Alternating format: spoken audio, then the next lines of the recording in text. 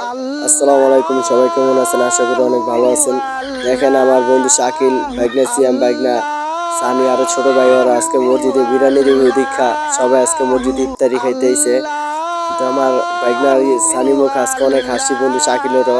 আর আমার বাইগনা ইয়াসিনের মুখে দেখেন না হাসিটা কত সুন্দর, বিরিয়ানি খাইবে দীক্ষা।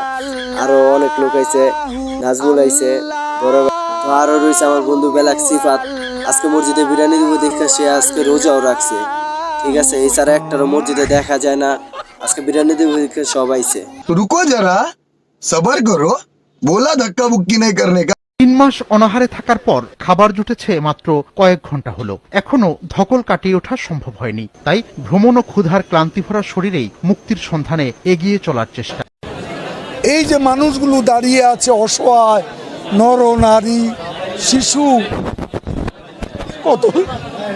কতদিন এরা খায়নি।